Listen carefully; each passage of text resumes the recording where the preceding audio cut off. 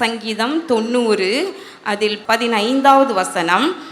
இந்த சங்கீதம் மோசேயினுடைய தேவனுடைய மனுஷனாகிய மோசேயின் விண்ணப்பம் ஜெபம் என்று எழுதியிருக்கிறது. இதில் மோசே இதில் அநேக காரியங்களை ஜெபிக்கின்றார், தேவனிடத்தில் விண்ணப்பம் செய்வதாக நம்ம பார்க்கிறோம். அதில் ஒரு காரியம், தேவரீர் எங்களை சிறுமைப்படுத்தின நாட்களுக்கும் நாங்கள் துன்பத்தை கண்ட வருஷங்களுக்கும் சரியா எங்களை மகிழ்ச்சியாக்கும். ஆமென். அவர் சொல்கிறாரு, நாங்கள் துன்பத்தை கண்ட வருஷங்களுக்கு சரியாக எங்களை மகிழ்ச்சியாக்கும் ஆண்டவரே என்று சொல்லுகின்றார். இந்த மோசே ஆண்டவர் சமூகத்தில் விண்ணப்பம் செய்கிறார்.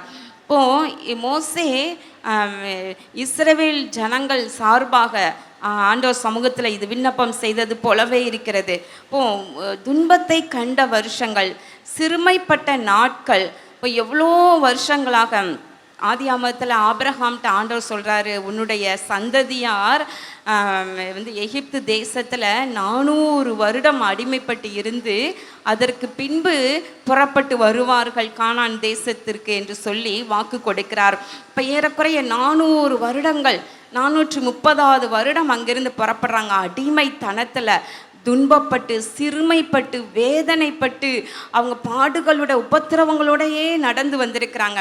வனாந்தரத்தில் கூட அநேக வேதனைகள். இப்போ இந்த மோசே இப்படி ஆண்டவர் சமூகத்தில் ஜெபிக்கிறார், நாங்கள் துன்பத்தை கண்ட நாட்களுக்கெல்லாம் தக்கதாக எங்களுக்கு நீர் மகிழ்ச்சியை சரி கட்டுவீராக, மகிழ்ச்சியாக்குவீராக என்று சொல்லி.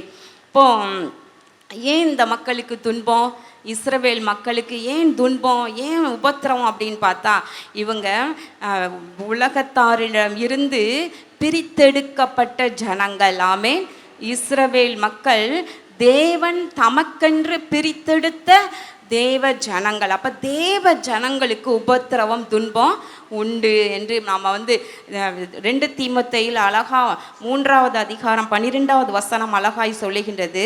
அன்றியும் கிறிஸ்து இயேசுவுக்குள் தேவ பக்தியாய் நடக்க மனதாய் இருக்கிற யாவரும் துன்பப்படுவார்கள்.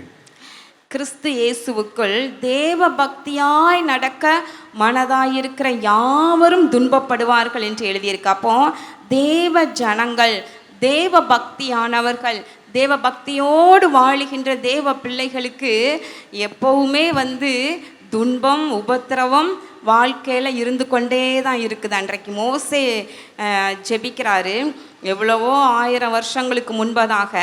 ஆனால் இன்றைக்கு நம்மளை கேட்டாலும் தேவ பிள்ளைகள் துன்பங்களோடு தான் நம்ம நடந்து போயிட்டே இருக்கோம் இல்லையா? எல்லாருடைய வாழ்க்கையிலையும் உபத்திரவம், துன்பம், பாடுகள் இருந்து கொண்டு தான் இருக்குது. ஏன் இருக்குது? நம்ம எல்லாரும் தேவ பக்தியாய் நடக்க நம்ம வாஞ்சிக்கிறோம், தேவனுக்கு பிரியமாய் வாழ. ஆமென். தேவ பக்தியாய் நடக்க தேவ பிள்ளைகளுக்கு அதனால் உபத்திரவங்கள் இருந்து கொண்டே தான் இருக்குது. ஆண்டவர் கூட சொல்கிறாரு, உலகத்தில் உங்களுக்கு உபத்திரவம் உண்டு, ஆனால் திடன் கொள்ளுங்கள், நான் உலகத்தை ஜெயித்தேன் என்று ஆண்டவர் சொல்லுகின்றார். ஆமென். நீதிமான்களுக்கு வரும் துன்பங்கள் அநேகமாக இருக்கும், ஆனால் அவைகள் எல்லாவற்றிலிருந்து கர்த்தர் அவனை விடுவிப்பார் என்று சொல்லப்படுகிறது. இப்போ தேவ பிள்ளைகளுக்கு உபத்திரவம், துன்பங்கள் வாழ்க்கையில் இருக்குது. ஏன்னா உலகம் பொல்லாங்கானுக்குள் கிடக்கிறது என்று வசனம் சொல்லுகிறது.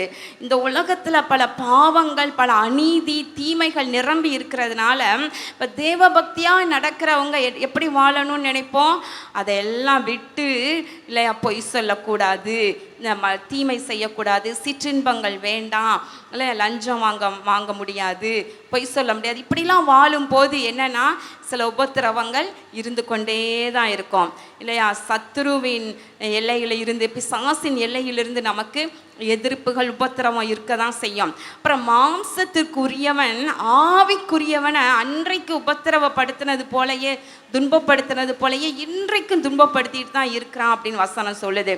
அப்போது தேவ பக்தியாய் நடக்கிறவர்களுக்கு துன்பம் பல வகையில் வரலாம். இப்போ வாழ்க்கையில் துன்பங்கள் சில நேரம் இருந்து கொண்டு தான் இருக்கும். ஆனாலும் ஆண்டவர் என்ன சொல்கிறாரு, எல்லாவற்றிலிருந்தும் நீதிமானுக்கு வரும் துன்பங்கள் அநேகம், ஆனால் எல்லாவற்றிலிருந்தும் ஆண்டவர் அவனை விடுவிப்பார் என்று சொல்லப்படுகிறது. ஆமென். ஹல்லேலூயா. இந்த பவுல் கூற அந்த 2 தீமோத்தேயு 3வது அதிகாரம் 12 நம்ம வாசித்தோம். அதுல 11வது வசனம் பின் பகுதியில அவர் சொல்றாரு, கர்த்தர் என்னை இவை எல்லாவற்றினின்றும் என்னை நீங்களாக்கி விட்டார். அப்ப அதற்கு முன்பதாக அவர் எழுதும்போது பல உபத்திரவங்கள், பல வேதனைகள், பல பாடுகளை குறித்து பவுல் எழுதிக்கிட்டே வர்றாரு. ஆனால் கடைசியில் சொல்றாரு, ஆனால் இவை எல்லாவற்றினின்றும் கர்த்தர் என்னை நீங்களாக்கி விட்டார் என்று சொல்லுகின்றார். ஆமென். ஹல்லேலூயா, ஹல்லேலூயா. இவ்வளோ உபத்திரவங்கள் இருக்கு, இவ்வளோ பாடுகள் இருந்தாலும் எல்லாவற்றிலிருந்து ஆண்டவர் என்னை நீங்களாக்கி விட்டார். ஆமென். ஹல்லேலூயா.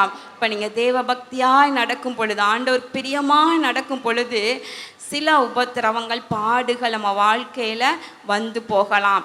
ஒருவருக்கு இருக்கிறது போல இன்னொருவருக்கு பாடுகள் கிடையாது. உங்கள் வீட்டில் இருக்கிற பிரச்சனை போல இன்னொரு வீட்டில் பிரச்சனை இருக்காரு. வித்தியாசமான பிரச்சனை. ஆனால் பிரச்சனைகள் இல்லாத, பாடுகள் இல்லாத தேவ பிள்ளையே இருக்கவே இருக்காது. வீட்டுக்கு வீடு வாசப்படின்னு சொல்லுவாங்க இல்லையா? அதை போல் எல்லாருக்கும் அவரவருக்கு திராணிக்கு ஏற்ற பாடுகள் இருக்க தான் செய்யும். ஆண்டவர்ல ஒருவன் என்னை பின்பற்றுவானானால் தன்னுடைய சிலுவையை எடுத்துக்கொண்டு என்னை பின்பற்ற கடவன் என்று சொல்வது போல நமக்குன்னு கொடுத்திருக்கிற பாடுகள் உண்டு. நீங்கள் எல்லாரும் நினைப்பீங்க இல்லையா, ஆலன் பால் பிரதருக்கு என்ன, சிஸ்டருக்கு என்ன, அவங்களுக்கு என்ன, உபத்திரவமே கிடையாது, பாடுகளே இல்லை, அப்படிதான் நினைக்கிறீங்க. ஆனால் ஒவ்வொருவருக்குமே பாடுகள் உண்டு, உபத்திரவம் உண்டு. அதை மோசே ஜெபிக்கிறாரு, நாங்கள் துன்பத்தை கண்ட வருஷங்களுக்கு சரியா எங்களை மகிழ்ச்சியாக்குங்க ஆண்டவரே. ஆமென். ஹல்லேலூயா. இன்னைக்கு எல்லாரும் நாமும் கூட அப்படி தான் ஜெபம் பண்ணுவோம்னு நினைக்கிறேன் இல்லையா? நீங்கள் அப்படி தானே ஜெபம் பண்ணுறீங்க. ஆண்டவரே, நான் எவ்வளோ கண்ணீர் வடிச்சிட்டேன் உங்களுடைய சமூகத்தில், எவ்வளோ பாடுபட்டுட்டேன், இவை எல்லாவற்றுக்கும் எனக்கு மகிழ்ச்சியை சரியாக்குங்கப்பா. அப்படி தான் நம்ம ஜெபிக்கிறோம் இல்லையா? வருஷங்கள் கடந்து போய்கொண்டே தான் இருக்குது. ஆனால் சில பாடுகள் ஓயவே மாட்டேங்குது, சில துன்பங்கள் ஓயவே மாட்டேங்குது. அப்போ ஆண்டவர் சமூகத்தில் நம்மளும் ஜெபிக்கிறோம், ஆண்டவரே நாங்கள் துன்பத்தை கண்ட வருஷங்களுக்கு தக்கதாக எங்களுக்கு சரியாக்குங்கப்பா என்று சொல்லி ஜெபிக்கிறோம். ஆனால் ஆண்டவர் அதை சரி பண்ணுவார். ஆமென். சரியாக்குவார். ஆமென்.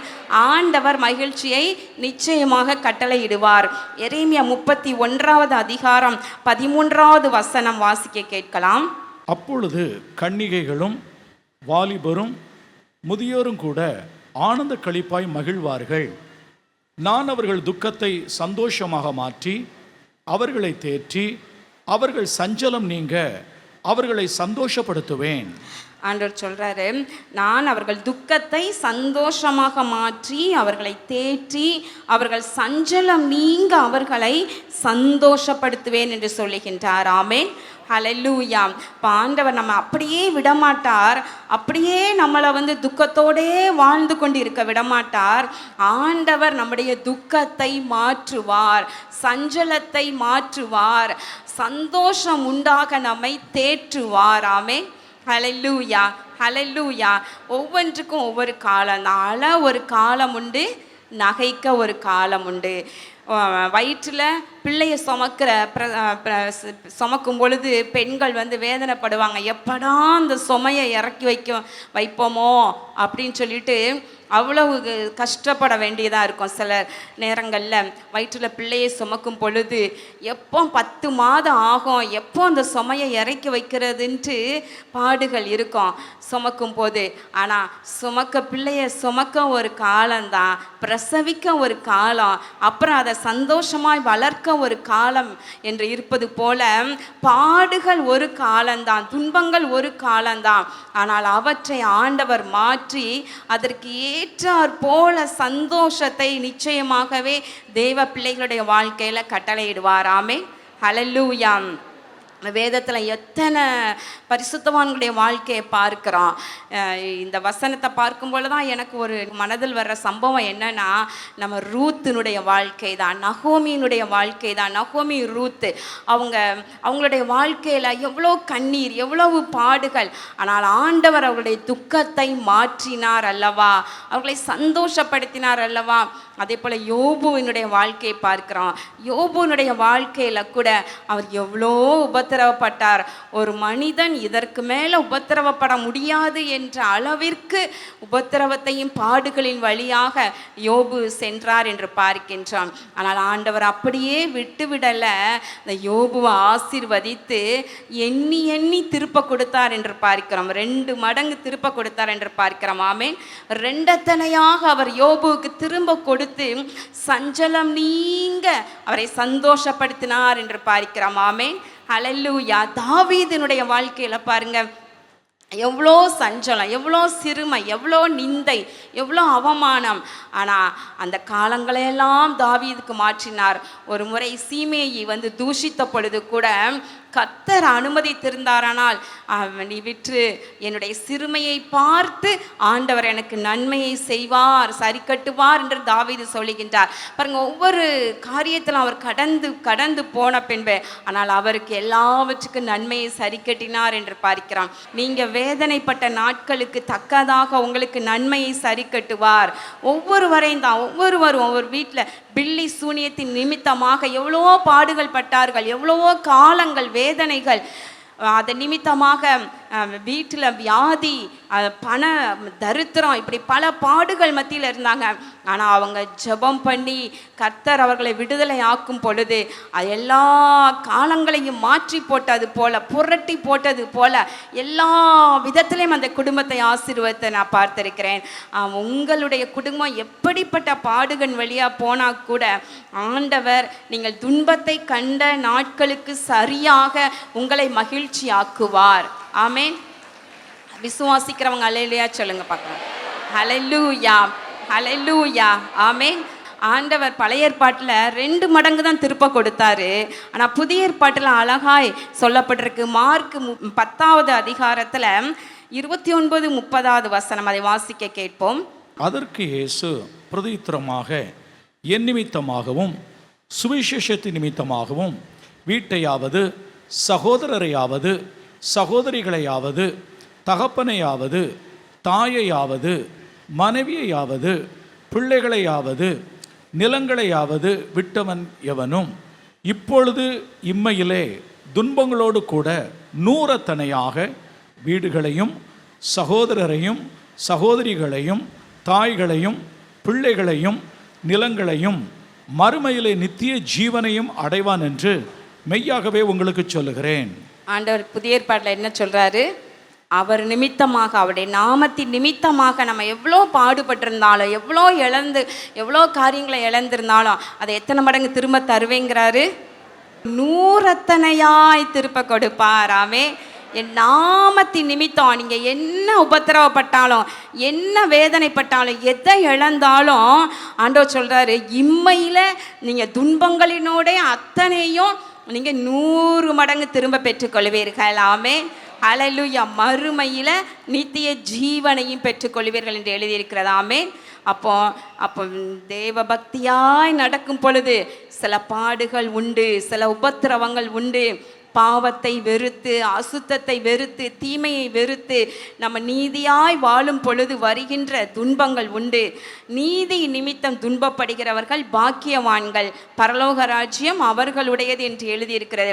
இப்போ இந்த பாடுகளை பார்த்து நம்ம பயந்து போகாமல், இந்த உபத்திரவத்தை பார்த்து நம்ம சோர்ந்து போகாமல் நம்ம ஆண்டவரை இன்னும் உறுதியாய் பற்றி கொள்ள வேண்டும். ஆமென். ஹல்லேலூயா. அதி சீக்கிரத்தில் இந்த உபத்திரம் நீங்கும். ஆமென். மிகவும் அதிகமான நித்திய கன மகிமையை நமக்கு கொண்டு வரப்போகிறது. ஆமென். ஹல்லேலூயா, ஹல்லேலூயா. இம்மையில் எல்லாவற்றையும் ஆண்டவர் 100 மடங்கு திருப்ப கொடுப்பார். ஆனால் மகிமையில் அதிக கனமுள்ள நித்திய மகிமை ஆண்டவர் நமக்கு கொடுக்க போகிறார். ஒருவேளை பல வருஷங்கள், பல காலங்கள் துன்பத்தோடே கூட, உபத்திரவத்தோடு கூட, ஒருவேளை வியாதி, நெருக்கம் மற்றும் வீட்டில் போராட்டம், பிசாசின் பில்லி சூனியத்தின் நிமித்தமாக, மாந்திரீக கட்டுகளின் நிமித்தமாக போராட்டங்கள், இவைகளின் நிமித்தமாக பல துன்பங்களை நீங்கள் வழியாக நடந்து கொண்டே வந்திருக்கலாம். இன்னைக்கு கூட நீங்க எல்லாரும் ஜெபம் பண்ண போறீங்க. ஆண்டவரே, நாங்கள் துன்பத்தை கண்ட வருஷங்களுக்கு தக்கதாக எங்களுக்கு மகிழ்ச்சியை சரியாக்கும் என்று சொல்லி எல்லாரும் ஜெபம் பண்ண போறோம். நம்முடைய ஆண்டவர் நல்லவர். ஹalleluya. எல்லாவற்றுக்கும் ஒரு காலம்தான், ஒரு காலம்தான் அந்த உபத்திரவம். ஹalleluya, ஹalleluya. நீங்கள் இழந்ததை திரும்ப கொடுப்பார். உங்கள் வெட்கத்துக்கு பதிலாக புகழ்ச்சியை, கீர்த்தியை உங்களுக்கு உண்டு பண்ணுவார். உங்களுடைய நிந்தை அவமானத்தை புரட்டி போடுவார். நீங்கள் துன்பத்தை கண்ட வருஷங்களுக்கு தக்கதாக உங்களுக்கு மகிழ்ச்சியை சரி கட்டுவார். சிறுமையை பார்த்து அதற்கு ஆண்டவர் நன்மையை சரி கட்டுவார். ஹalleluya. ஆண்டவர் நம்மை அப்படியே விட்டுவிட மாட்டார். தேவ பிள்ளைகளை கர்த்தர் அப்படியே விட்டுவிட மாட்டார். ஹalleluya. நான் உபத்திரவப்பட்டது நல்லது, அதனால் உமது பிரமாணங்களை கற்றுக்கொண்டேன் என்று சங்கீதக்காரன் சொல்லுகின்றான். இந்த உபத்திரவமும் நம் வேதனையும் துன்பங்களும் கூட ஆண்டவர் நம்மை உருவாக்கி அழகாய் மகிமையிலே நம்மை கொண்டு போய் சேர்ப்பதற்காக தானே, அன்றி வேறொன்றுக்கும் அல்ல. இதோ கர்த்தாவே அப்பா, பாடுகளையும் துன்பங்களையும் பார்த்து சோர்ந்து போய் வந்திருந்தால் இவருடைய உள்ளத்தை திடப்படுத்துவீராக, பலப்படுத்துவீராக. ஆத்துமா நீர்ப்பாய்ச்சலான தோட்டத்தை போல இருக்கும் என்று எழுதியிருக்கிறது போல இனி தொய்ந்து போவதில்லை என்று ஆண்டவரே எரேமியா 31:12 எழுதியிருக்கிறது போல ஆண்டவரே, எங்களுடைய ஆத்துமா நீர்ப்பாய்ச்சலான தோட்டத்தை போல மாறுவதாக. இனி தொய்வு வேண்டாம், சோர்வு வேண்டாம் ஆண்டவரே. அப்பா, துக்கம் வேண்டாம் ஆண்டவரே. இவர்களை இனி தொய்ந்து போகாத படிக்கு ஆண்டவரை நிரப்புவீராக. கர்த்தாவே, உம்முடைய பிள்ளைகளுடைய துக்கத்தை எல்லாம் இங்கே மாற்றுங்கப்பா. துக்கத்தை எல்லாம் சந்தோஷமாய் மாற்றுங்க ராஜா. துக்கத்தை எல்லாம் சந்தோஷமாய் மாற்றுங்கப்பா. ஆண்டவரை நீர் கொடுக்கிற ஆண்டவரை சந்தோஷம் உண்டாகட்டும் ஐயா. தகப்பனே, இதோ ஒவ்வொரு குடும்பத்தையும் ஆசீர்வதிங்க. துன்பத்தை கண்ட நாட்களுக்கு தக்கதாக ஆண்டவரை நீர் மகிழ்ச்சி ஆக்குவீராக கர்த்தாவே. இயேசு கிறிஸ்துவின் நாமத்தினாலே இந்த ஜெபத்தை எல்லாம் மிகுந்த மனத்தாழ்மையோடு ஏறெடுக்கின்றோம் நல்ல பிதாவே. ஆமேன்.